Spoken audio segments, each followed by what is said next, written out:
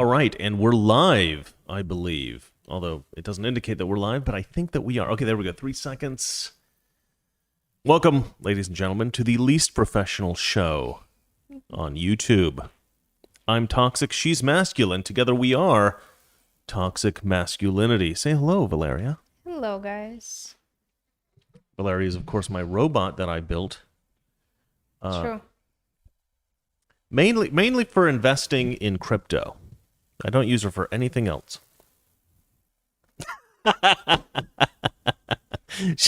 She glares at me because this, in fact, is her job. We had a discussion a while back, and we thought... yeah, it's my 4th job. You're like, Valeria, yeah. you're not working enough. You just have 3 jobs, including my show. If any of you have a wife, entrust her with all of your money to invest in crypto. I highly recommend it. Well, what happened was she was complaining that she didn't have a job. She didn't have a real... her job wasn't very fulfilling. And so I'd been thinking about different things for her to do, like what, if she wanted to go to college, something like that. And I wanted to start investing in crypto. But to invest in crypto is,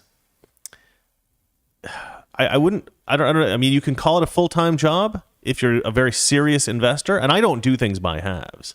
I don't go into something like, the cat may have to be killed. Told you. I don't go into things, and just I don't know what I'm doing, kind of play around. I don't like to do that, especially with money. Can you put them in the... you promised me to be quiet. And so, but I don't have time. I just do so much work for my other show, Mr. Reagan. Of course, I got to prep for this show, do this show every day. So... I literally have no time. So I thought, you know what you could do, Valeria? You could watch all these crypto videos. I showed her a YouTube video. She was a little bit concerned about it, but now you're actually doing very well. You're actually, I'm not complaining because we didn't lost all of our money. We haven't lost all of our money, which I consider doing very well. Well, the reason why I jumped in this crypto things, it's one time I was working on set and you called me Valeria, there is some things going on with this Dogecoin. Can you invest some money and see what happened? And I invested 500 and in 2 hours it's 1,000. I was like, I like that. You're right. Why am I sitting here working $20 an hour if I can make 500 in 2 hours? That was obviously a fluke. I mean, yeah. You can't always just make a ton of money. But as an example, you can make money out of... But I believed in you. I knew that if you dug into this and you watched a bunch of videos, you would become an expert very quickly. And I would say that you're not an expert, but I know. Yeah, you're on your way. You're on your way. You're comfortable doing it. You're confident. You know what you're doing. So I recommend getting your wives to invest your money in crypto if you don't have time to do it yourself. All right. Kyle Nealis is bored. Hopefully we'll ease your boredom a little bit. Okay, so before we actually get into the news of the day... Oh, I'm supposed to... do you want to do the intro? Yeah. Let's do the intro. Ladies and gentlemen, the least professional show on YouTube. I'm Toxic, she's Masculine. Together we are Toxic Masculinity. Toxic Masculinity. Chinese weapon. Somebody said. All right, I think there was an echo there because I have the desktop audio on. But anyway, crypto's a Chinese weapon. Maybe. So anyway, I should probably address why I was gone on Friday. There is no good reason, actually. Okay, so it's just so stupid. It's so stupid. Okay, so every month I have to have this infusion, which is a kind of a hardcore drug that I get. It's not for anything it is kind of a serious problem that I have, but it's nothing life-threatening or anything like that. It's just an issue that I have. I couldn't play sports in high school and stuff because I have this condition. But ever since I've been on the various drugs I've been able to take, I can go rock climbing, I can go running, I can lift weights, I can do anything I want. So, I'm basically and also it gives me the ability to fly and deflect bullets, which is actually quite nice. That's a kind of added benefit. What? It's not true. He's lying.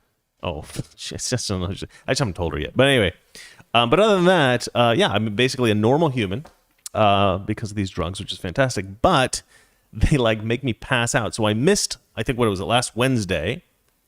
And then I was fine on Thursday. But then it kind of messes with your ability to sleep. Like you'll pass out. Like I could not wake up for the show on Wednesday, but then on Friday I literally slept through the show.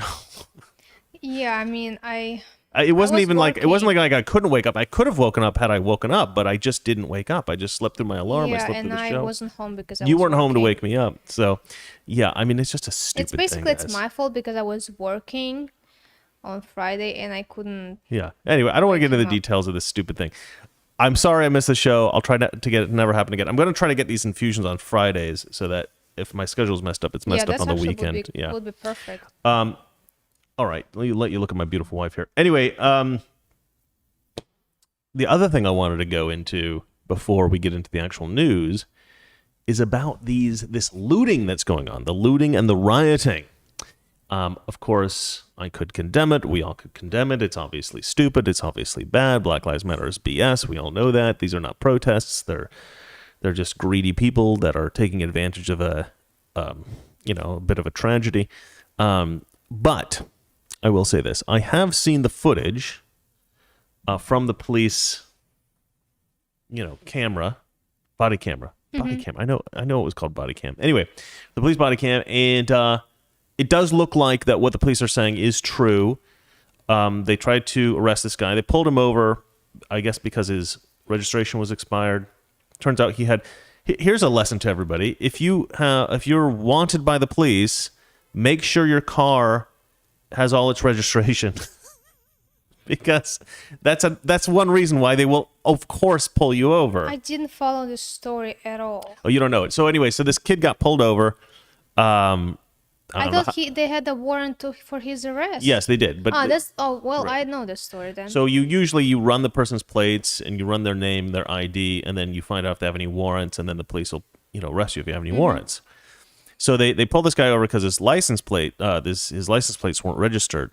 His car wasn't registered. And they ran his name, found that he had a warrant, so they're going to arrest him, take him to jail. And the guy tried to escape. He tried to... it was unclear if he was trying to get away and run or if he was trying to get back into the car, but he ends up back in the car. And the female police officer there pulls her gun, yells, "Taser, taser, taser." The other cop moves to the side, and she shoots him.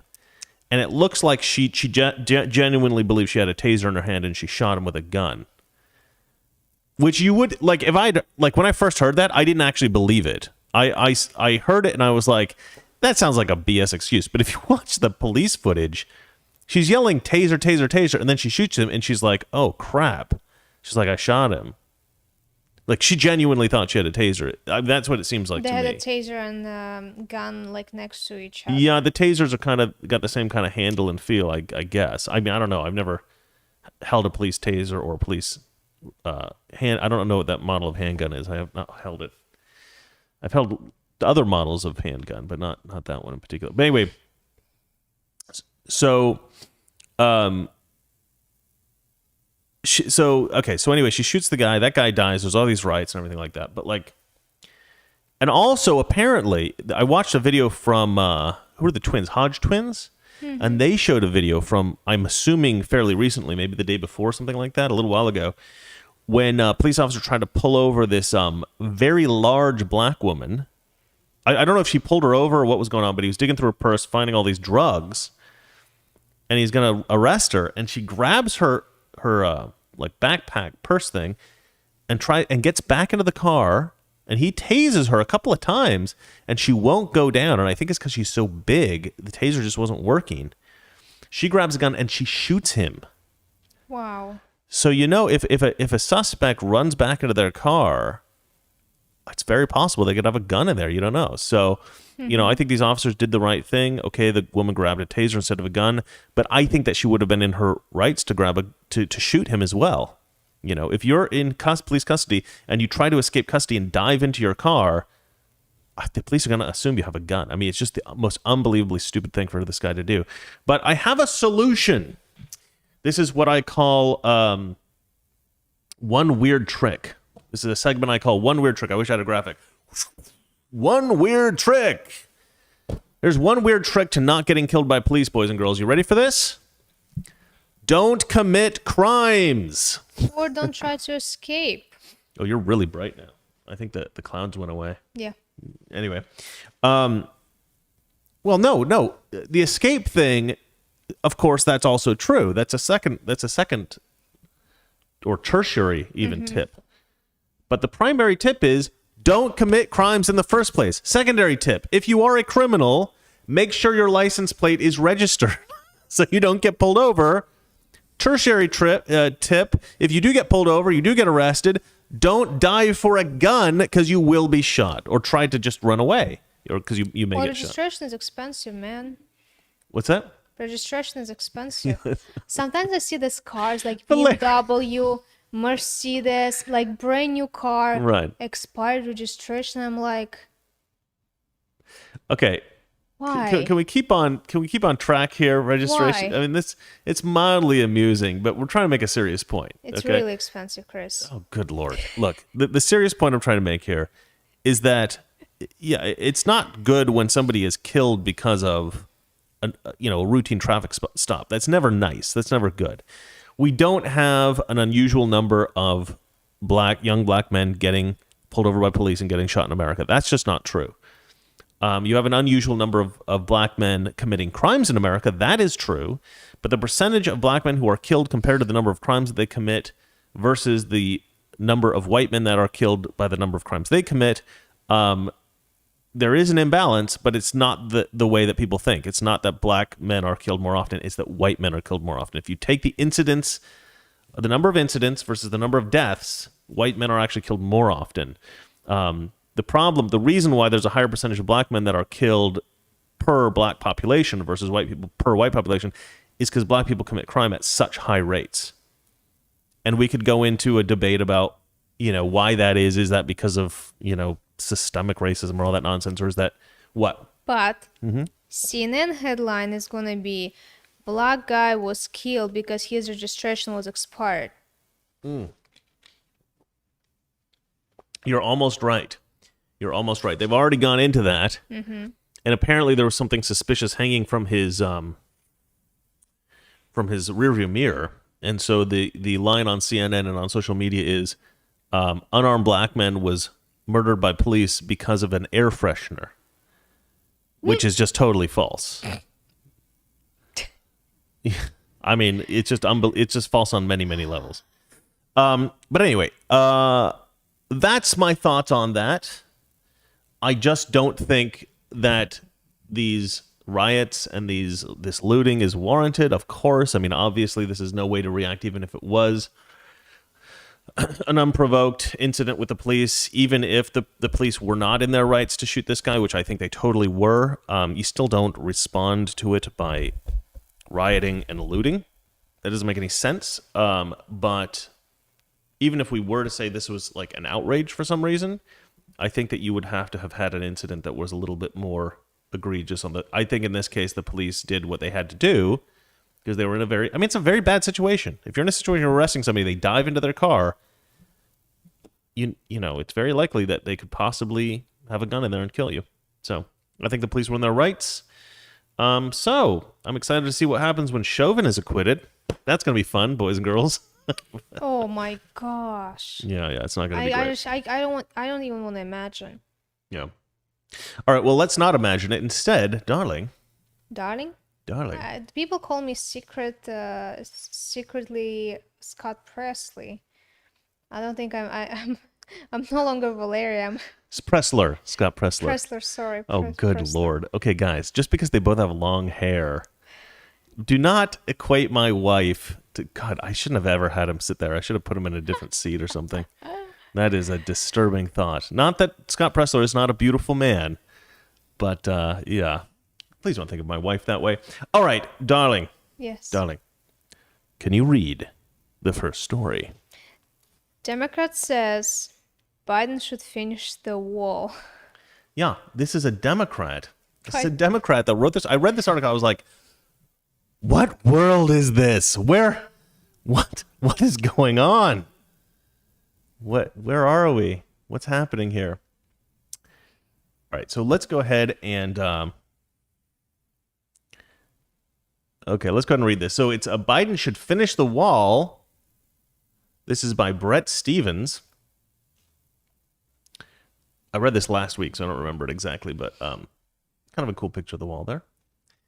The guy says, the most harrowing story I've ever read in the Times in recent days was Miriam Jordan's account of a car crash last month in Southern California involving a Ford Explorer, a Ford Expedition that came from Mexico straight through a breach in the border wall. The Ford was crammed with 25 people, hit a tractor-trailer rig on Route 115, 110 miles east of San Diego. Do you remember that?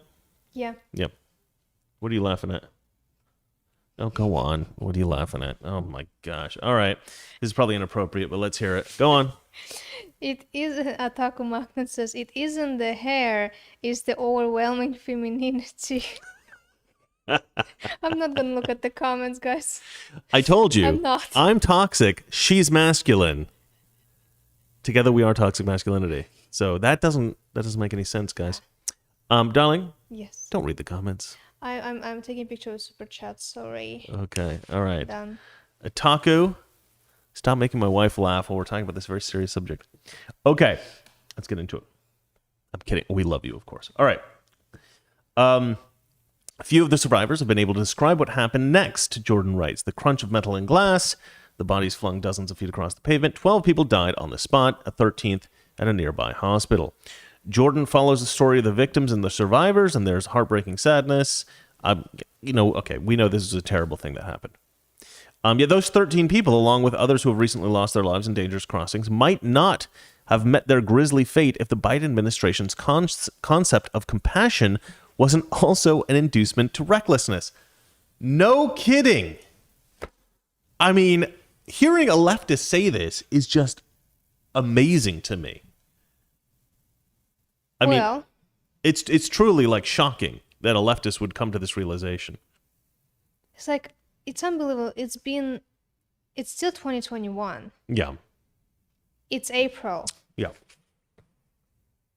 4 months. Biden the president, and they realizing. And Democrats are already realizing that his policies are crap. Oh, what are we gonna do in 2024? Yeah. Well, I mean, look, his policies are disastrous. Even leftists are saying it now. The only problem with this whole situation, as I see it, is that this poor guy, Brett Stevens, I don't know if I should call him a poor guy because he is a Democrat. I mean, this guy's never going to work again. You know he's canceled after this. There's no way I don't think this guy knows what he's doing. I mean, I don't think he's an opinion columnist for the New York Times. I mean, he can't possibly understand the gravity of what he's doing here. Disagreeing with the left at this level is like heresy. Like, they do not tolerate. I would be shocked if he keeps his job. Shocked. Maybe this went under the radar. Not a lot of people heard about it, but like, this is the kind of stuff that will get you instantly canceled on the left. Yeah. Mm-hmm. Let's see here. I forgot. I've lost my place. Let me see here. All right. Yeah, this one. Mm-hmm. And they would not have been killed if a wall been standing in their way. Sorry, hold on. You finished on recklessness. Yeah. Oh, there we go. Okay, there we go. And they would not have been killed if a wall had been standing in their way. Amazing, the realizations of the left here. That's a conclusion I've come to reluctantly, and not because I've abandoned my disgust with Trump. I mean, the guy is disgusted with Trump. He does not like Donald Trump. Walls are ugly things, he says. Symbols of defensive, suspicious, and often closed-minded civilizations. No, they're not, you moron. Walls are just walls. I mean, walls keep out people that aren't supposed to be in certain places. That's it. That's all a wall is. Walls keep prisoners in, and they keep, people who aren't allowed into a particular place out. That's it. That's all they're for. You have walls in your house. You have walls in your house. They're not just there to keep the wind out. All right, let's see here. And often closed-minded civilizations. I mean, this is the guy trying to pander to his left. I remember one interview on the street. I don't know if it was from PragerU, when they asked people about wall. And one guy was like, yeah, wall is racist, wall is racist. He was like, well, there is a prisoners the wall around prison and your house. It also have a walls. It's protecting you from the outside. He was like, no, walls in my house from keeping me inside. Yeah, yes. Darling, that wasn't a PragerU video. That was my video. Really? Yeah, you're quoting one of my videos. This is somebody I interviewed. It's embarrassing. Yeah. Are you sure? It was too good, Chris. You don't make videos that good. Let's see here. Yeah, I'm 100% positive that was a video that I made. All right, walls are... Did you know you said? Huh? I said he was going to beat me later. I'll beat her later. Yeah. Keep her in line. Let's see here.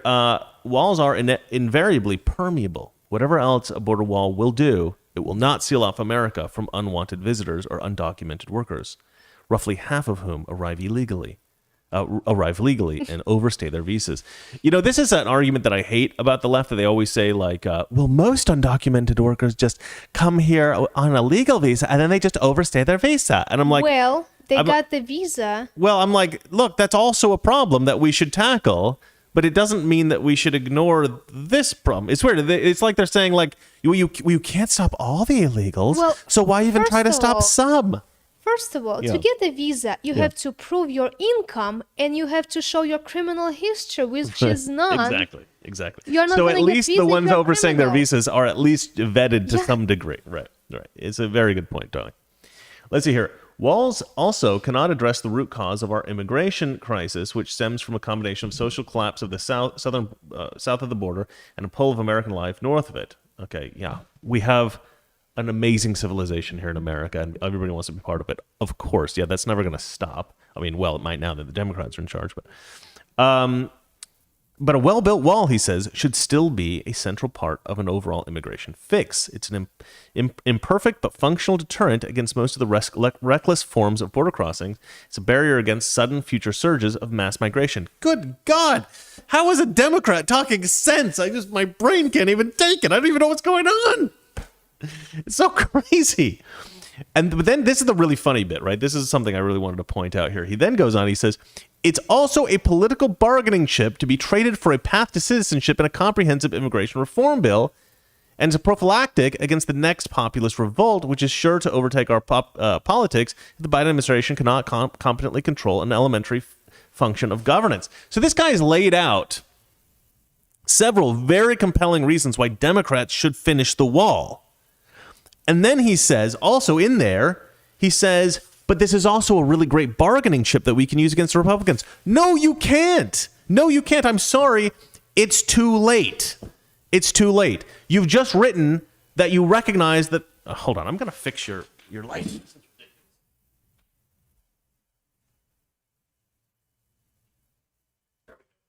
Isn't it a little bit too dark? A little too dark? I don't think so. I think you look perfect. Okay. All right. It's too late. It's too late, guy.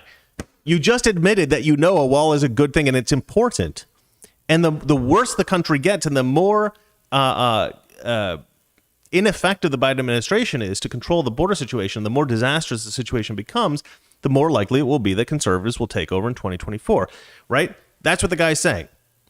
We know that it's in your best interest to build the wall. You will never be able to use this as a bargaining chip now because we know you want it.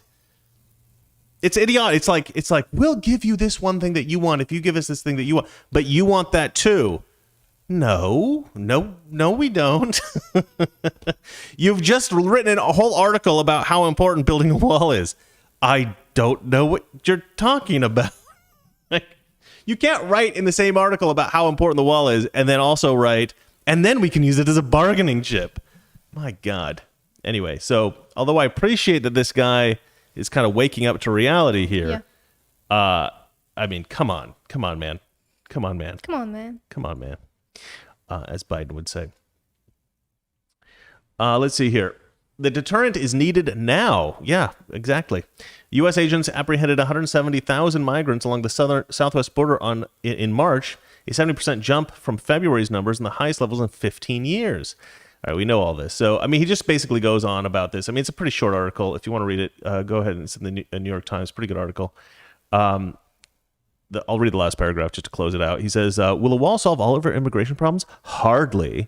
It'll take years to build, and some practical regulatory and legal hurdles may be hard to surmount. But for anyone who hopes For America to remain a proud nation of immigrants, it has to be part of the solution. I shouldn't probably make fun of him with my funny weak male voice. But he, he's still obviously a woke leftist, but he's at least coming around to somewhat having somewhat sense. And I just love that. I just love that. I mean, this is an example of something that I kind of predicted, which is that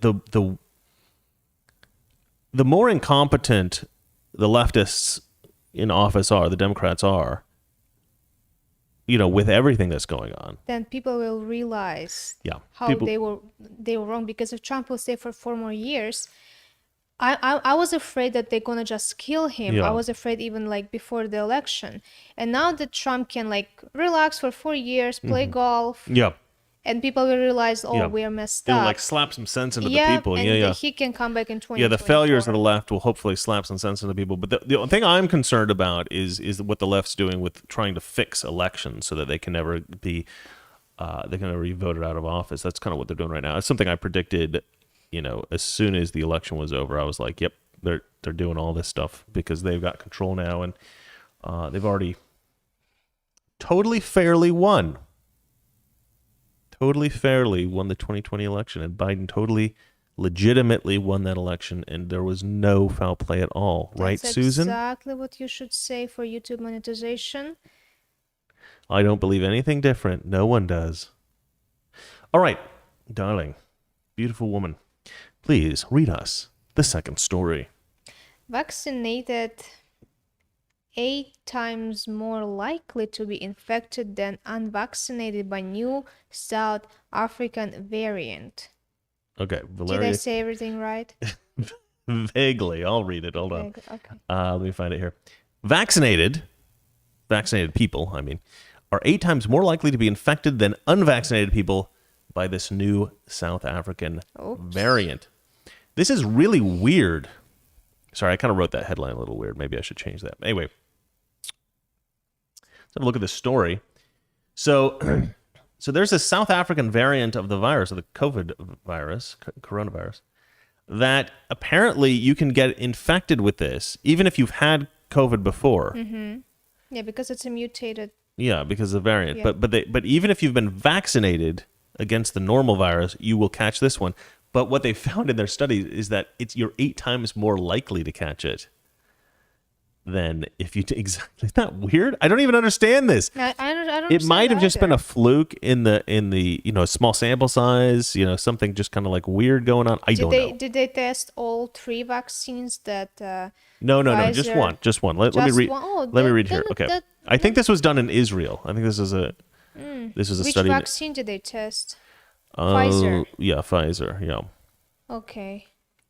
The South African variant of the coronavirus may evade the Pfizer vaccine, according to a new study from Tel Aviv University and Israel's largest healthcare provider. But yeah, you get it. The study, which was published Saturday and still requires peer review, looked at 400 individuals who tested positive for coronavirus despite receiving at least 1 dose of the Pfizer BioNTech vaccine and compared the prevalence of the South African variant, B1351, with the same number of people who have not yet received a vaccination. We found a disproportionately high rate of the South African variant among people who were vaccinated with a second dose. That's so crazy to me. Compare that to the unvaccinated group, said Adi Stern of Tel Aviv University. This means that the South African variant isn't able to some extent to break through the vaccine's protection, but it's not just that, it's worse than that. Not only could the variant break through the protections offered by the Pfizer vaccine, but it uniquely affects those who have been vaccinated around 8 times higher. 8 times higher than those who have not received the vaccine. 5.4% to 0.7%. If you guys can come up with like a clickbaity headline for this, because I'll probably push this onto my Mr. Reagan channel, please write it in the comment section, because I don't think my headline was good. But Valerie couldn't even read it. Okay, let's see here. Oh, that's not your fault. Well, it's a hard headline to write because it's such a complex Well, let's idea. just call it "Don't get a Don't get a vaccine! Exclamation mark. Hey, well, that's not necessarily true. I wouldn't want to recommend that. But darling, could you just check the comments and make sure people aren't writing good headlines for us? I know I tell you not to read the comments while we're working, but please do this time. Let's see here. Based on patterns in the general population, we would have expected to see one case of the South African variant, but we saw 8. Stern told the Times of Israel. Obviously, this result didn't make me happy. Yeah, no kidding. Doesn't make any of us happy.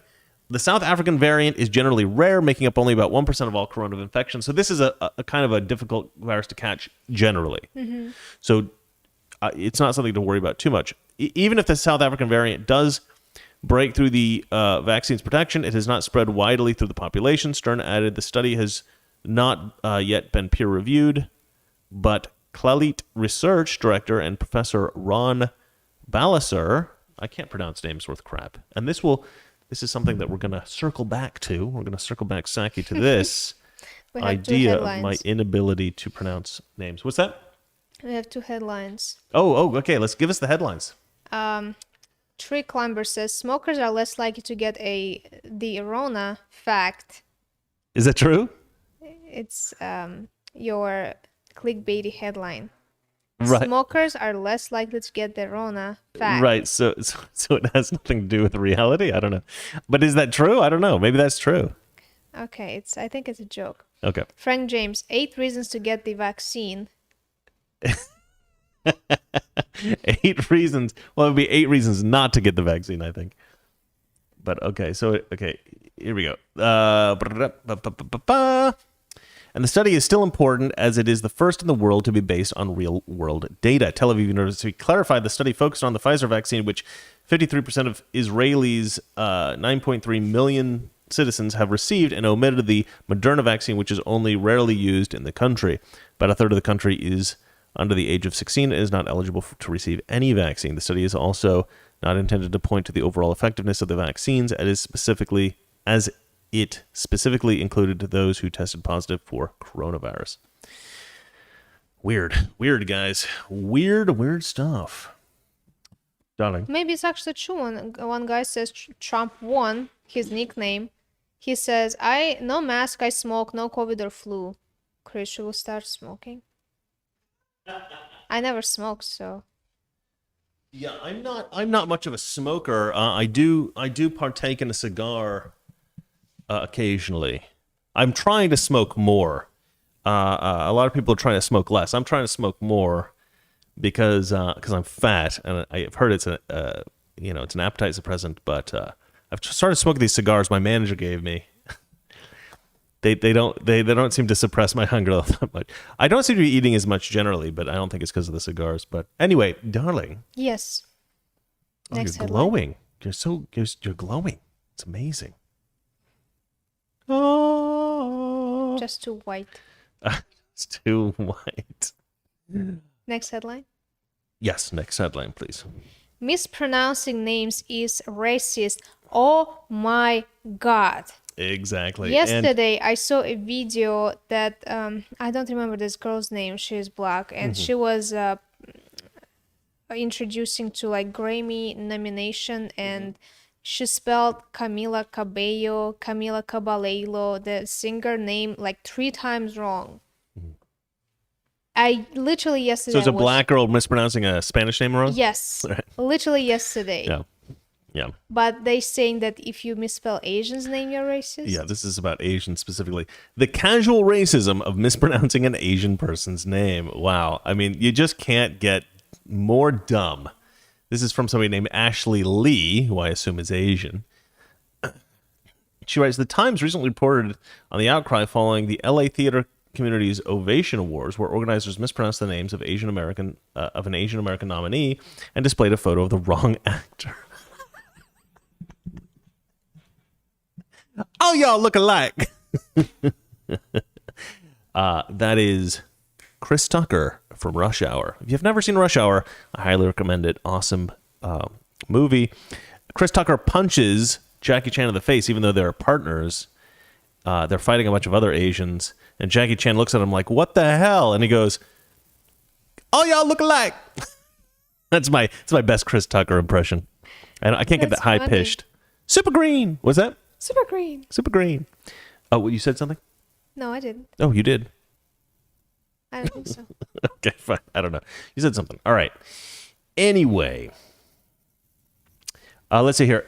If anyone doubts that racially biased, okay, if anyone doubts the racially biased sting that comes with, okay, let me read this again. If anyone doubts the racially biased sting that comes with such insults to one's professional endeavors, just read the emails that rolled into the Times after publication of our article. One reader said the ovation reaction was just an example of Asian victimhood. Well, I don't think so. I think it's just an example of, petty entitlement by degenerate losers.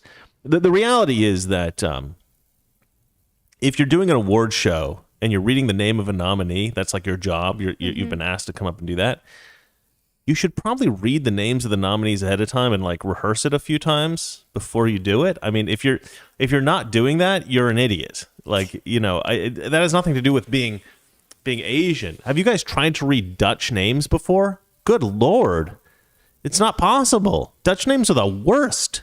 And they're complaining about Asian names. Asian names can be tough, but like this girl's name is Ashley Lee. I think I got that right. That's actually a pretty easy one. I don't think Asians are like the primary victim here of name mispronouncement. See here, another called it a big joke. I thought you were writing a sketch for SNL with your article yesterday. So much pain and anger.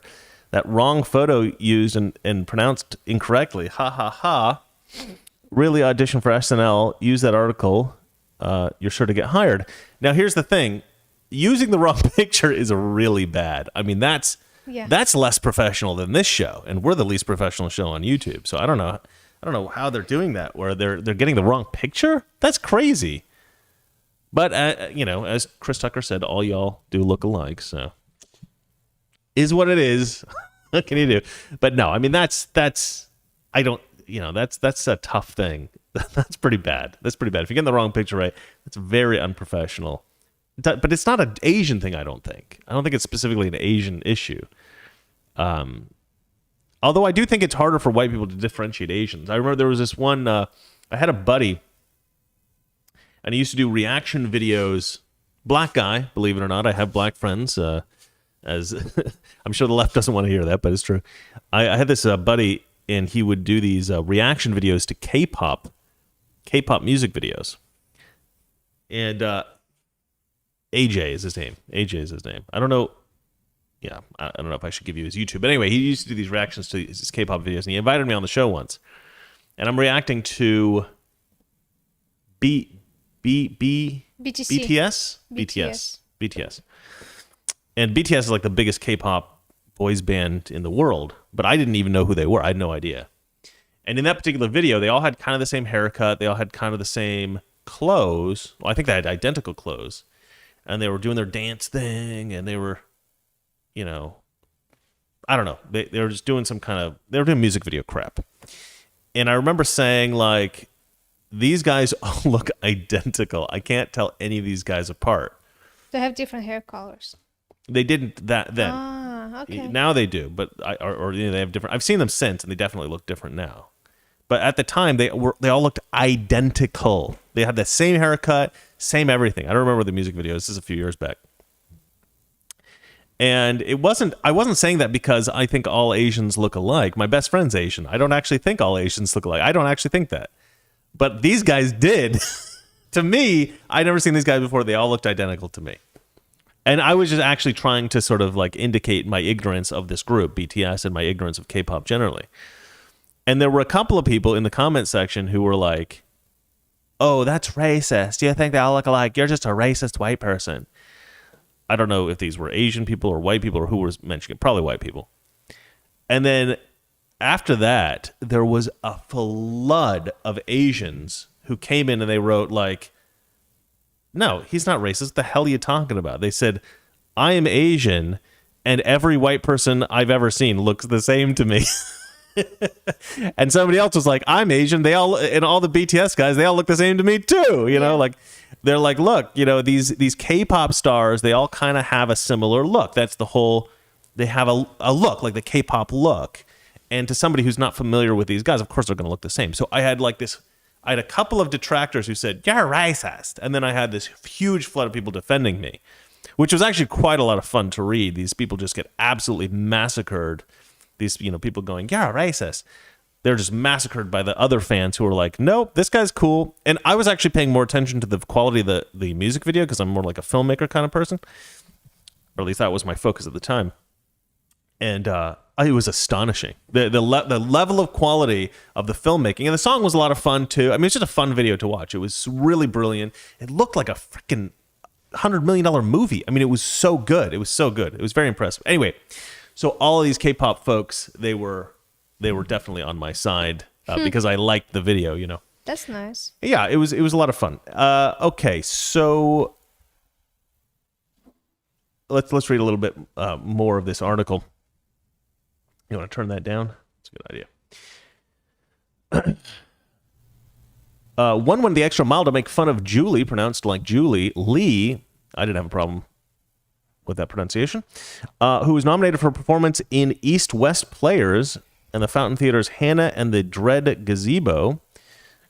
Wrote the reader, how do you say her name? Is it Jelly or Jolly? Jolly. I think it's Jolly. No, it's Julie. It's Julie. Yeah. I think this person was just joking. They were like intentionally mispronouncing the name to annoy this person. They're trolling. I was so disheartened to read these comments. The Ovation Award snafus and some of our readers' reactions to the news coverage of them are emblematic of the casual racism in the theater world and the world at large. Mispronouncing somebody's name accidentally or on purpose, at the very least, demonstrates a selective laziness to learn the correct way to address or acknowledge a person.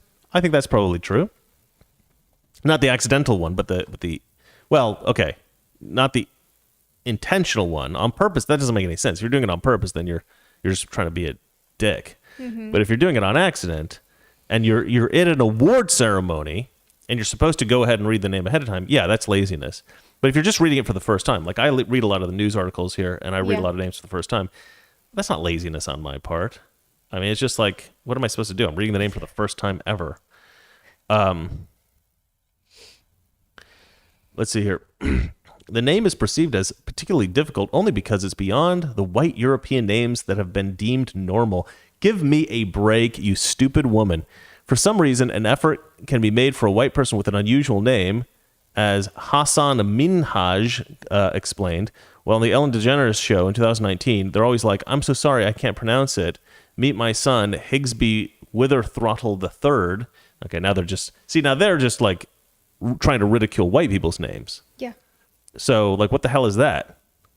Like people incidentally or accidentally mispronounce an Asian person's name, and then you like mock white people's names? Pfft, screw you. These people are useless. They're so unbelievably racist, and then they tell other people that they're racist.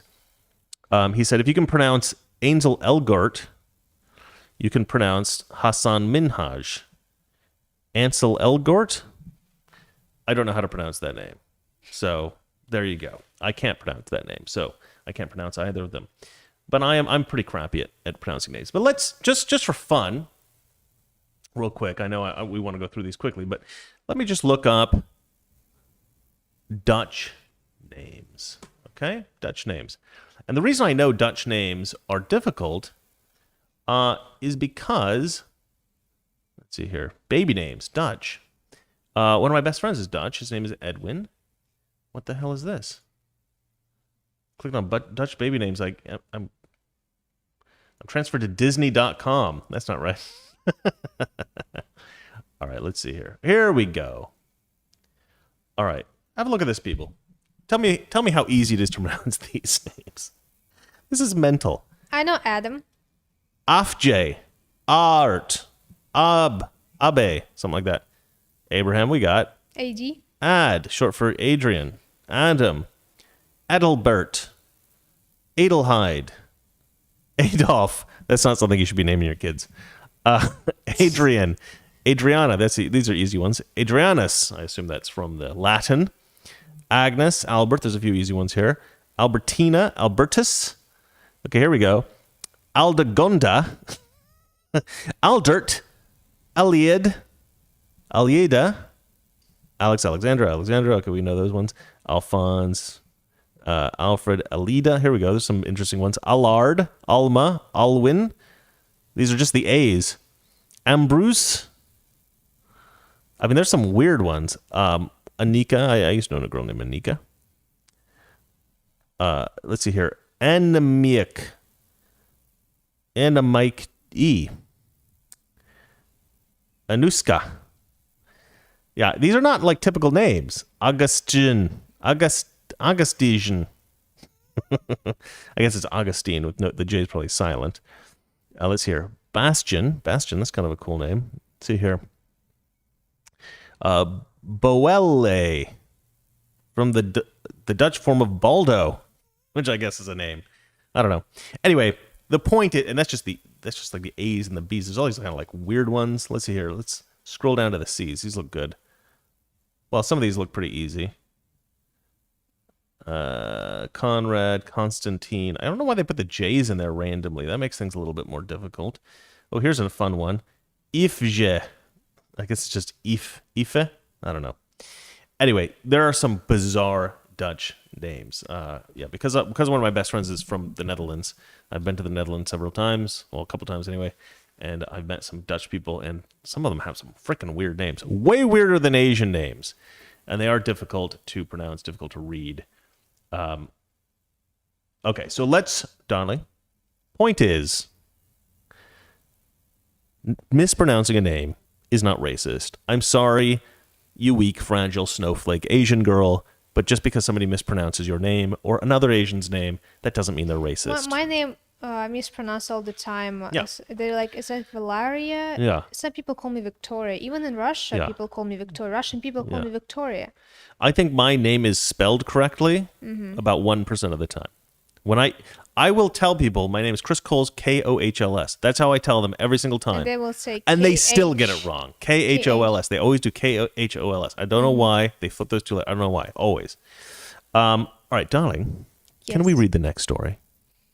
$60 million a week spent to house minors at the border. Yeah, that's the number. That is the number of people. $60 million. Wow. Yeah, 60 million. That's pretty crazy. So this is a week, 60 million a week to house immigrants at the border. You know what would be nice? And this is just the minors, they're saying. You know what would be nice? If we didn't have this problem. That would be fantastic. And then we wouldn't have to spend this money. But look at this guy. This guy made this happen. Let's just read some of this. It's costing the Biden administration more than $60 million a week to care for 16,500 unaccompanied migrant teenagers and children now in federal-run shelters, and the cost is only going to rise, according to a new report. The Department of Homeland Security is spending the bulk of the money on costly temporary beds in pop-up shelters, in convention centers, converted oil worker camps, and military bases, the Washington Post said. Kids in cages. They're spending $60 million on kids in cages, which they said was... Did they say that this was like a concentration camps? Mm-hmm. Wasn't that what AOC said? They're spending $60 million a week to run child concentration camps. Let's call it that. Let's call it what it is, shall we, Alexandria? The $60 million a week price tag came from an analysis of government data obtained by the paper, the Washington Post. Their report said... the 16,500 kids now in HHS custody, about 70% of them are ages 16 and 17, need shelter for an average of a month until they can be released to vetted family members for eligible sponsors, the Washington Post said. And I think actually legally they're only, because the Democrats were so crazy during the Trump administration, they're like only like legally allowed to hold them for like 3 days or something like that, or a week or something. They're holding them for a month apparently. But HHS has only 7,700 beds in its network of more permanent shelters, where it costs $290 a day for each child. That's fewer than half the beds needed for all the kids they've got. Another 4,000 kids are languishing at cramped border intake facilities. God, I mean, this is getting crazy. That leaves another 4,000 kids plus in the hastily constructed pop-up shelters, which cost approximately $775 per kid per day. Good Lord. Why does it cost that much? That doesn't cost that much for me to live. $775 per kid per day? What do they got, like golden toilets? What's going on over there? That does not cost that much. They're giving them like tinfoil bed blankets. How does that cost $775 a day? That's crazy. Which, by the way, I bought because I'm going to do a little video on that. Okay, the number of kids is only increasing despite already being at an all-time high. The government projects the government projects that by September, as many as 26,000 unaccompanied minors will arrive in the U.S. each month. Darling, do you have anything to say about this? Well, they spend so much money on kids, like $725 a day. Mm-hmm. Mm-hmm. $775. Yeah. Well, of course, they're feeding them. Mm-hmm. That's it? I don't know. I mean, I guess they're feeding them like... What was the restaurant that we like? Spago? Yeah, I guess they're feeding them from Spago. I guess Wolfgang Puck is making every meal for these kids. Did they say why they're spending so much money? No, there's no... It doesn't make any sense. It's just crazy. 725 is a Maybe it's partly for like to pay the Wow. the Homeland Security officers that are working there, and I don't know. I mean, maybe, yeah, it counts salaries and electricity. I don't know what else. Anyway, the point is that Biden's handlers created this mess by encouraging immigrants to come here. Like, the surge is their fault. And if they hadn't said, "Oh, we want you guys to come up here," That's what they literally said. yeah. But when they were running against Trump, they were just like, "We're going to open the border up to everybody." And so people were like, "Great, we're coming up," and they're like, "Whoa, whoa, whoa, whoa! What the hell's going on?" Of course, every Republican was like, "Dude, don't say that. Don't be crazy. Of course, we can't encourage people to come up from south of the border. You're nuts." And, there's going to be this massive surge. We're not going to be able to deal with it. And look what happened. Of course, that's what happened. Of course, this is what happened. They're completely reckless, completely irresponsible. They were so anti-Trump, they didn't even think about the consequences of their rhetoric. Absolutely disgusting. They need to be kicked out of office. Yeah. And then let's just round up all the illegals and send them back south. That's what I say. And finish the wall. Darling, Yes. I'm going to ask you for a favor. You ready for this? Yes. Big deal. Big favor. Do you know what I'm going to ask? No. Can you read the next story? Okay. Okay. Gay YouTuber James Charles admits sexting Sexting? underage boys. Sexting with underage boys. What? Yeah, I sexting. I don't know what's the Sexting means like texting sexual things. text. Oh, that's a new word in my vocabulary. Thank you. I messed that up. All right. Companies are staying silent amid beauty guru James Charles' sexting scandal. So there's this gay YouTuber who is like a makeup artist. I know. You know who this guy is? Yeah, and he's kind of famous. He does all these tutorials. The thing that drives me nuts about this whole story is that I have a YouTube channel. I have what? It's just funny the way you say that. I have YouTube. I have a YouTube channel. I have 300,000 subscribers. Not a ton. I mean, it's not millions. But the reason that my channel took so long to grow is that YouTube has always kind of had their boot on my neck, right? YouTube has always suppressed my channel because I have dangerous rhetoric in my videos. Knee on your neck. Huh? Knee on your neck. What? Knee on my neck. Yeah, they're knee on my neck. But now they've basically like completely locked up my channel. Like my YouTube channel cannot be seen by anybody who isn't already a subscriber of my channel. But this a-hole, he has been promoted by YouTube from the beginning. And you know why he's been promoted by YouTube from the beginning? Because he's gay. So YouTube is all into this identity politics BS. And they're like, this is the guy that we want to promote, this homosexual makeup artist. He's fabulous. So he got his own show. He got his own competition show, a YouTube original show. I don't remember what it's called. Something about makeup or something, I think. Let's see here. I'm sure it's written here somewhere. I don't know. Yeah, that was in the beginning. Oh, was it the beginning? YouTube, yeah. I don't know. I can't find it. But YouTube gave him his own show. I mean, the guy is a millionaire. He's made millions of dollars off YouTube, off being this YouTube star. YouTube promotes the hell out of him. Like they promote Tim Pool. Like Tim Pool's like a buddy with all the YouTube guys. So they promote Tim Pool's channel. Nothing against Tim Pool. He's got a great channel. But I get effed. I get screwed because YouTube doesn't like me. They don't like my politics. They don't like me. I'm a conservative. I'm pro-Trump. They don't like me. I don't promote conspiracy theories. I don't tell people to be racist. Nothing like that. But I'm against racism. I'm against conspiracy theories. I'm trying to get people to think for themselves. But I'm a conservative, so I get crushed. And this guy gets blown up. He's like an international superstar because YouTube promotes the hell out of him, gives him his own flippin' show, and he turns out to be a pedophile, texting these 16-year-old kids all this sexual crap, sending them like naked pictures of him and stuff like that. So let's have a look here at what it has to say. In a recent YouTube video, James Charles admitted to sexting boys who now say they're minors. Most brands working with or adjacent to Charles have ignored insiders' requests for comment. YouTube did not respond to an inquiry, but announced that Charles would not host the second season of Instant Influencer. That's the show that they've given him, Instant Influencer. So I guess he's got a competition show where he's trying to find the next YouTube star. Who are they going to blow up next? What pedophile are they going to make famous next? All right, let's see here. In the 5 years since James Charles began posting regularly on YouTube, the 21-year-old beauty star has landed sponsorships with brands like Morphe. Do you know what that is? Morphe and Chipotle collaborated with Kylie Jenner and even hosted a reality competition series on YouTube. The YouTuber now has over 25.6 million subscribers on the video platform because he's been pushed by YouTube like crazy, and 36 million followers on TikTok. I mean, these people get pushed by these companies as like the next big thing. It doesn't mean their content is particularly good. It just means that YouTube likes them. My stuff doesn't get pushed at all. In fact, my stuff gets destroyed. Doesn't matter how good our content is. Destroyed, destroyed, destroyed. Let's see here. In the 5 years since James Charles... Okay, I read that already. All right, but recently, Charles, who's previously been involved with several YouTube spats, is in hot water after admitting to flirting and sexting with men who say they're younger than 18.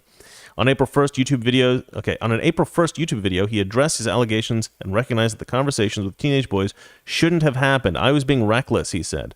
Charles said that the video that he believed the boys were Charles says in the video that he believed the boys were 18 and blocked them on Snapchat when he found out their real ages. The one boy denied lying about his age in a conversation with Insider. Yeah, so he's saying that these 16-year-olds said they were 18. One of them goes, "No, I told him I was 16." One of these boys is saying, no, he knew how old I was. Most brands who have collaborated with or adjacent to Charles's career have ignored Insider's several requests for comment regarding Charles's latest video. Here are the companies that did and didn't respond for requests. YouTube has not responded to multiple requests. Charles has been on the platform since 2015. He's earned an income through video monetization in the YouTube Partnership Program. YouTube monetization provided a stream of financial income for creators. But, so here, and the platform demonetized David Dobrik's channel in light of a rape allegation against a former member of his Vlog Squad group. Following the video in which Charles addressed the allegations, there were multiple calls for demonetization of his videos on social media. On March 26th, before the video was released, YouTube told Variety that James Charles would not host the second season of its Instant Influencer show, though it didn't specify a reason for the separation. Because he's a pedophile. And then it goes on to talk about all these different companies, how they haven't. Well, of course Sephora didn't respond. I'm not surprised. Well, so this is the video. I've cut to the spot where he kind of starts talking about this. Let's watch a little bit of this. It's a little difficult to watch because you're going to have to turn the volume up because he's really he like whispers. It's like really weird. Go ahead and turn the audio on here. All right, guys, listen to this douchebag talk about sexting teenage boys. Here we go. In case anybody isn't aware of what's going on, within the past couple of weeks, 2 different people, both under the age of 18, have recently come forward saying that they had inappropriate messages with me on social media. One of them being from last year and one of them being from more recent. In both of these cases, I added these people on Snapchat, asked how old they were right away, was told that they were 18, believed them, engaged in a flirty conversation, and then later on found out that they were actually 16. Upon finding out, I was immediately embarrassed and blocked both people. Later on, when I saw them making videos about it and those videos going viral, my immediate reaction, completely honestly, was to be really, really upset. I wanted to get on camera and film another No More Lies video where I gather all my receipts and all my screenshots and try to tell my side of the story and then just move on from the situation. And now, looking back, that was so stupid because as I did more research on these topics and self-reflected, I realized that the receipts and the screenshots and the specific details of the interaction really don't matter because I fucked up. And I needed to take accountability for my actions and most importantly, apologize to the people that were affected by them. Anyway, the guy's a bit of a creep. I mean, he's not that old. I think he's like 22. So he's not that much older than these guys Yeah. that he's chatting with anyway. But he's old enough. I mean, there's a fairly serious difference between a 16-year-old and a 22-year-old.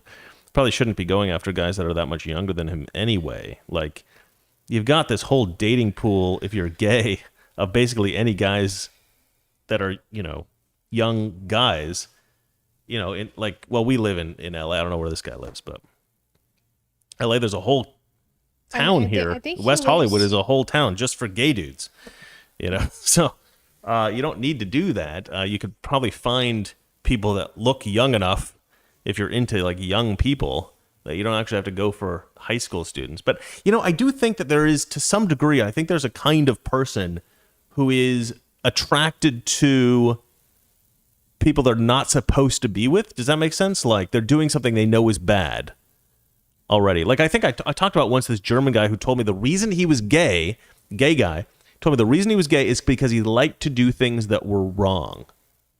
He thought it was exciting to do things that were bad.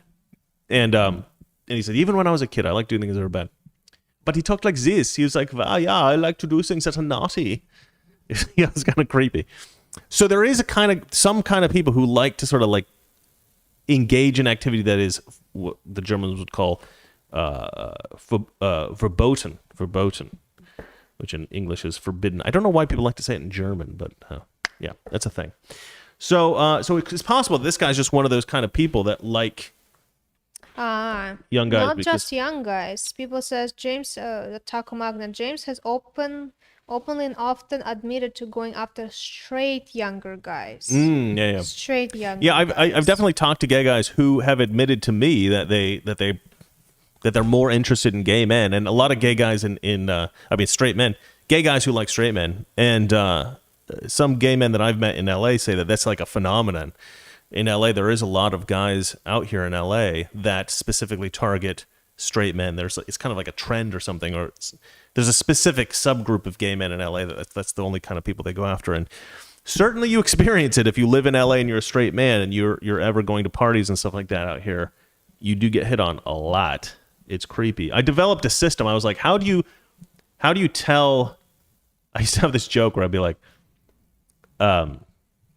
homophobia is not a hatred of gay men. It's the fear of the awkwardness that will inevitably ensue when a gay man hits on you and you have to tell them, I'm sorry, I'm straight. Just an awkward moment. It's uncomfortable. You don't want gay guys hitting on you as a straight guy. So yeah, I'm a little homophobic. I'm sorry. Sorry if I'm a little uncomfortable if when I'm on a treadmill at the gym and there's 6 other empty treadmills next to me, some dude gets on the treadmill right next to me. I'm like, dude, come on, not necessary. But I came up with a solution, which is that if a gay guy hits on you, instead of saying anything, you just look at his face, you look down, you look back up, you shake your head no, and you do this. And then you walk off. And then he feels insulted, and and you feel good about yourself. And ladies, you can use that as well. That's a little tip. That's a pro tip. It's a pro tip. That's a what do you call it? What is the life thing? hack? Life hack. No, I was gonna say it's what was the thing that I said earlier in the video? With this one weird trick, you too can avoid getting hit on by gay men. I have a buddy who's gay, and we were trying to do this stand-up comedy stuff, develop some writing, and we had this whole bit where he talks about how much he loves like leftists, like radical left straight men, because they'll do anything to prove they're not homophobic. We've laughed for hours about that. Anyway, all right, darling. I believe we may have one more story. Yes. So let me just say this to finish this segment. I hate YouTube for promoting this pedophile and smashing my channel into the ground when I am a genuine, honest, decent person. I'm trying to improve the country. I'm trying to talk about politics in a way that I think will provide a higher quality of life for every American. Black, white, straight, gay, Muslim, Christian, whatever. I don't care. Man, woman, I don't care what you are. I will try to provide a better quality of life for you. Trans, doesn't matter to me. I want you to have a better quality of life. Okay? And I'm not a pedophile, despite how young my wife looks. which is a little bit disturbing. And I do recognize that. And it was an issue when we started dating. I did find it a little bit difficult to accept our relationship at first because I did think you looked too young. But we moved past that and everything worked out, and you're an absolutely lovely, amazing, wonderful girl. And with the right makeup, you do look 26. Anyway, but yeah, but yeah, the guys who aren't pedophiles, we get penalized. But the guy who is a pedophile, YouTube raises him up on a pedestal. He gives him his own show. The guy's a freaking millionaire, and we're sitting here struggling to keep the dang show afloat because YouTube keeps smashing us down. I cannot get my show shown to anyone who isn't already subscribed to my show. Not this show, Mr. Reagan. And why am I punished just because I have a political view that YouTube doesn't like? And then there's this pedophile who YouTube raises up on a pedestal because he's gay. Screw you, Susan. Susan Wojcicki is this woman that runs YouTube. She's just pure freaking evil. Her and all the people at YouTube are absolutely evil. This is what they want to promote to your kids. They want to promote the gay beauty stylist pedophile, and this is who they want to crush. They want to crush the conservative Christian who likes Ronald Reagan. I mean, just unbelievable. Yeah, forget traditional values. We want gay pedophile, makeup artists, I guess. All right, darling. I'm sorry for that rant. I do get angry. Please read the next story. All racism is white supremacy. Yeah, this is a very weird story. So I thought I'd end on a lighter note. This is an article that was written on some kind of website called The Conversation. I found this. And who is it that wrote this? I don't even know.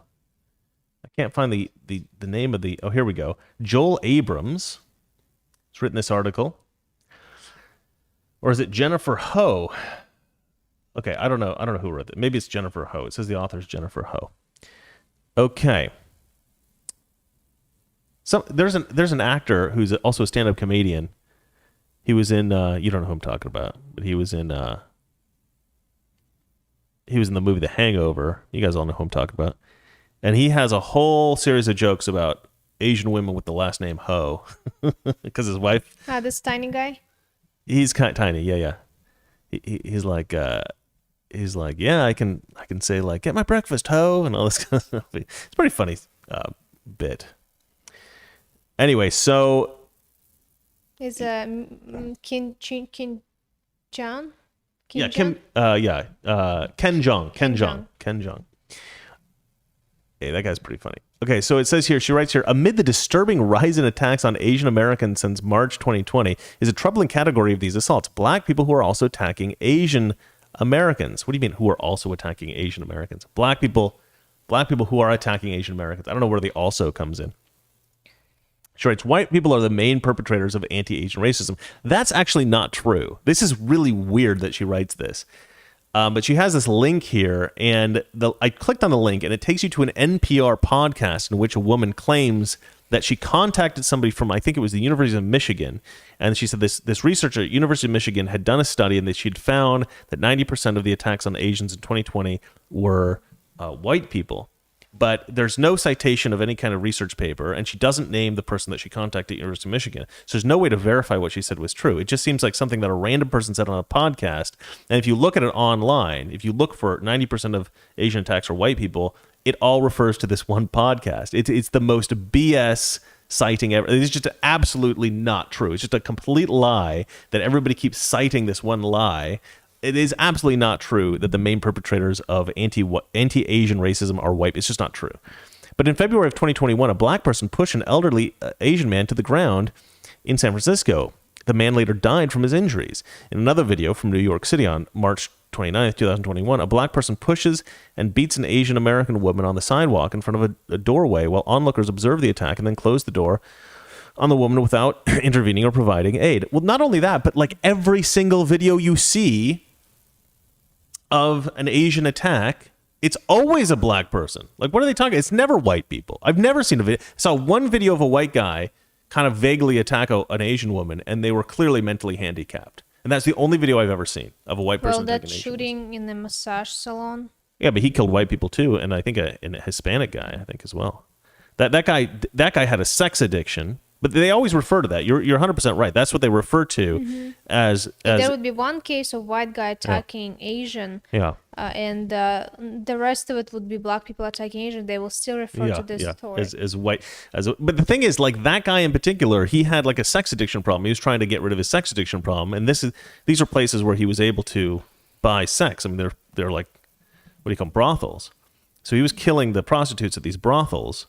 He wasn't trying to kill Asians. He wasn't racist. I mean, there was no indication of that whatsoever. But that's what they keep using as the example. It's ridiculous. Let's see here. As the current president of the Association for Asian American Studies and as an ethnic studies and critical race studies professor who specializes in Asian American culture, I want to address the climate of anti-Asian racism I was seeing at the start of the pandemic. So in April 2020, I created a PowerPoint slide deck about anti-Asian racism with my employer, the University of Colorado Boulder, which her employer turned into a website. That led to approximately 50 interviews. So she's talking about how she interviewed these people, and some of them are talking about how, like, white people said something that they didn't like, and they assumed that was racist or something like that. Now, here we go here. It isn't just white people. White supremacy is an ideology, a pattern of values and beliefs that are ingrained in nearly every system and institution in the United States. It's a belief that to be white is to be human. What does that even link to? I didn't click on that before. And invested with inalienable universal rights, and that to be not white means that you are less than human. That's really not true of anyone I've ever met ever. I've never met anyone who said that if you're not white, you are less than human. I've never met anyone who said that. I've never met anyone who's suggested anything like that. This is one of those bizarre myths that somebody's like, I don't like your group, so I'm going to push thoughts that I think you probably have onto you, despite the fact that there's no evidence that you thought them. You're a white person, so you must be bad, and therefore I'm going to tell everybody that you're thinking these horrible things that maybe you're not actually thinking, but I'm going to tell everybody you're thinking them anyway. This is just pure racism, ladies and gentlemen. This is pure disgusting racism. She says that white people think of non-white people as a disposable objects for others to use, for others to abuse and misuse. Complete lie. I mean, you can't get more racist than this. You really can't get more racist than this. The dehumanization of Asian people by U.S. society is driven by white supremacy and not by any black person who may or may not hate Asians. What the hell? This is completely like the most convoluted idea I've ever heard in my life. During the pandemic, yellow peril rhetoric that blamed China for COVID-19 led to a 150% rise in anti-Asian harassment. Incidents reported to police in 2020.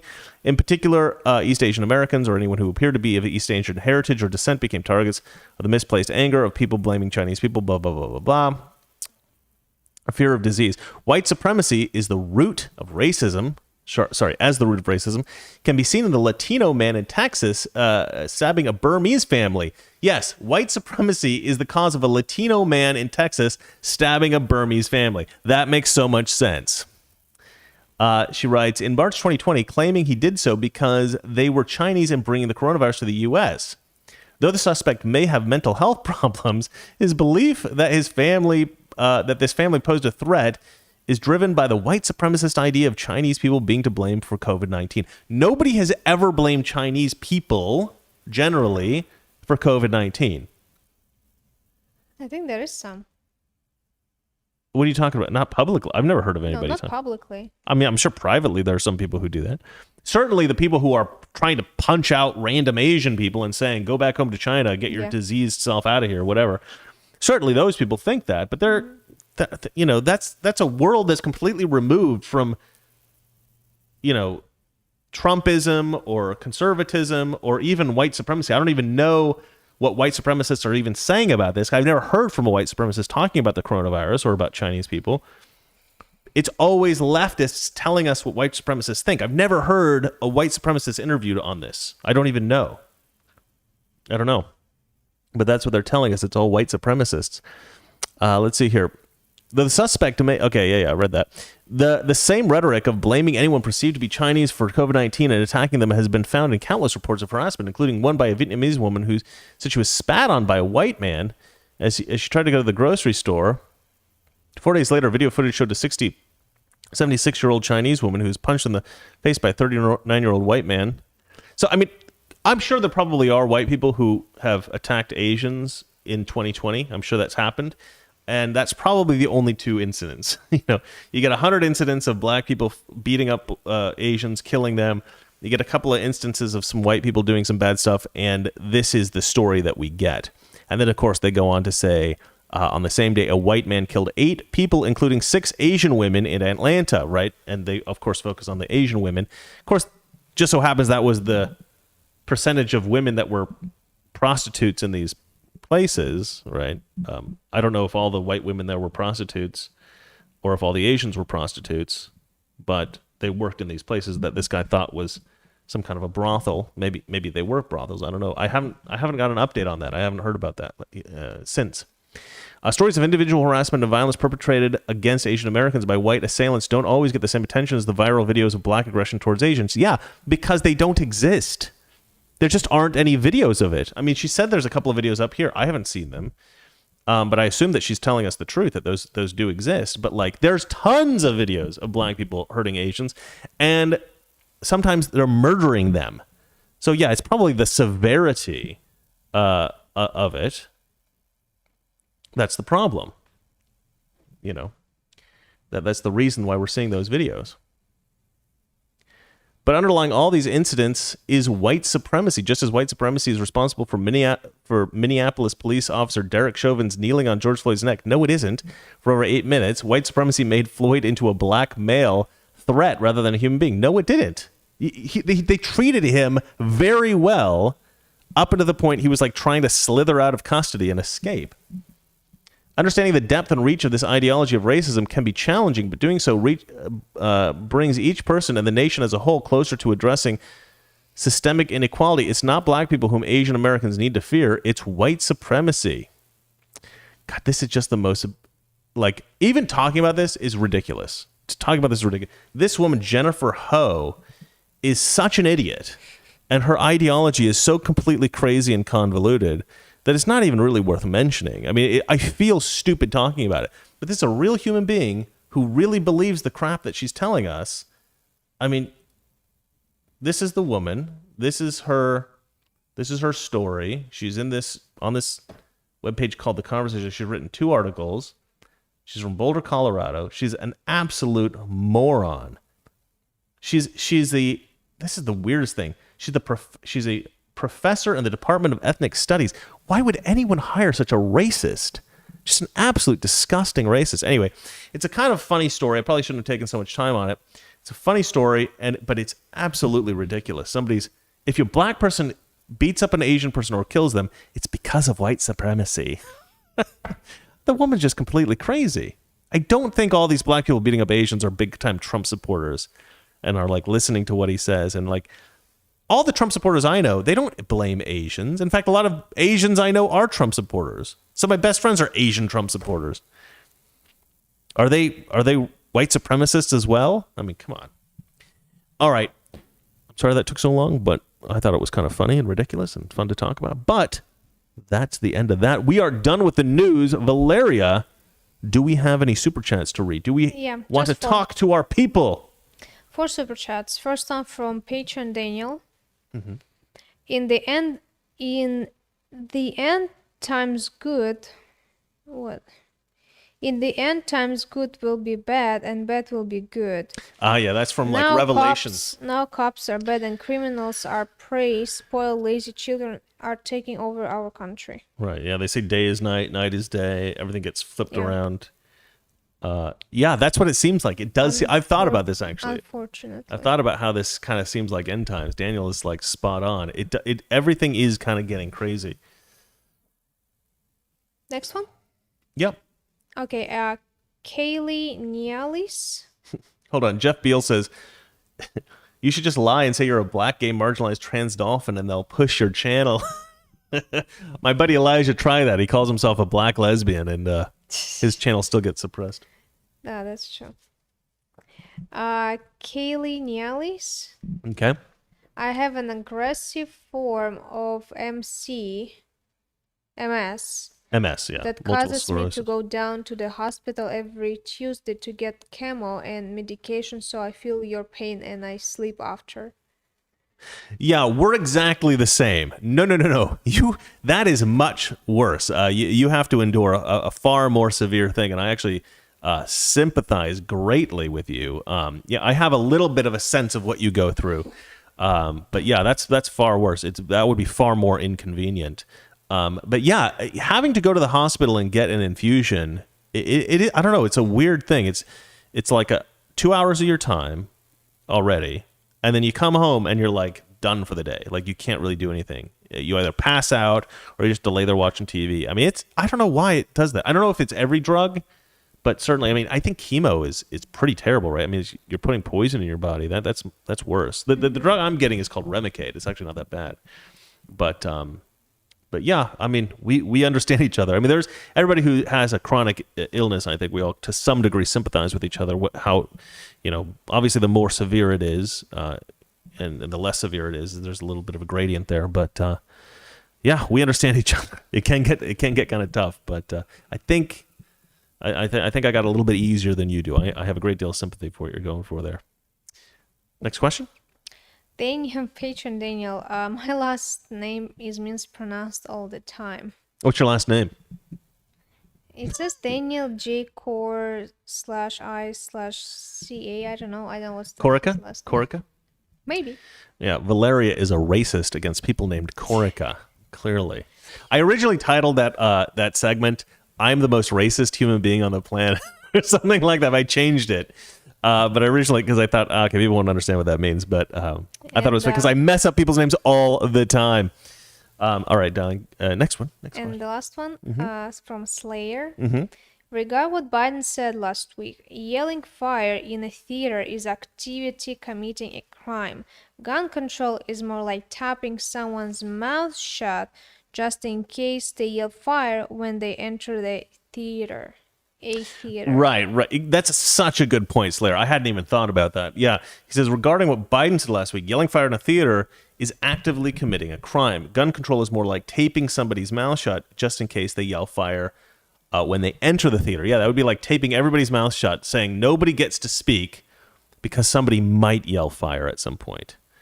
Nobody's allowed to have guns because somebody might shoot somebody. It doesn't matter how valuable those guns are to people outside of committing crimes. Nobody's allowed to have them because somebody might do something bad. Downstream says, have we lost our country? Rome didn't fall in a day. Is this the turning point in the fall of the United States? Well, I would encourage everybody to watch every Sunday. Sebastian Gorka's got a new show called, what's it called, sweetie? Reality Check. Sebastian Gorka's Reality Check. It's on Newsmax TV. Good friend of mine. And awesome show. We watched it last Sunday. I was just like so happy. I was like, this is my new favorite Sunday show. Talks about some great stuff, has some great guests. And one thing he pushes a lot is the concept of the happy warrior. Reagan was always called a happy warrior because he had a positive aspect. Gorka calls me a happy warrior because I'm always super positive. And look, we are in dire times. They are trying to fix it so that we cannot win another election, the conservatives and the federal government. But here's the thing. We got to have hope. We got to push forward, and we've got to be positive, and we've got to think about what we can do, and we cannot let them win. Just because it seems like there's, it's all dark and black and hopeless, that doesn't mean it is. I think we still have a shot. In 2022, we have to take back the House. We have to take back the Senate. But I think we can push for this. I think we can make it happen. So I haven't lost hope, and I don't think you guys should either. Jeff Beal writes, I really wish the media would hold Biden's feet to the fire like they did Trump for lies, quote unquote. Yeah. The whole Washington Post lie counter was absolute rubbish. If you go through that, it's all just like, we disagree with him on this, therefore he's lying. But yeah, that's not going to happen. That they're all sort of trying to coddle Biden. He's absolutely helpless. I mean, the guy's practically in diapers, and they got to walk him up the stairs. He tries to run like an idiot. He can't remember anything. He can't. Anyway, so the press is never really going to go after him hardcore. We're just basically stuck with him until he can't function anymore or he dies, and Kamala Harris is in there. They might be a little bit more harsh on her because, she's not quite so helpless. But anyway, Valeria is acting super irritated because she needs to go to her stupid Russian board game, and so she's distracting the heck out of me with these little. Can we just say Yeah. that no, I'm not going anywhere, and we just have 1 hour show, and we need to do it 1 hour, so we won't take people's time. Yeah, but whenever you do this and stuff like that, I'm distracted and I lose track, and then I take longer to do the stories. I didn't do that. You did. You just did it off screen so they couldn't see. You did No. this. You did this Really? earlier. Oh yes, you did. I think I did intentionally. Unintentionally. Well, I can see the look on your face.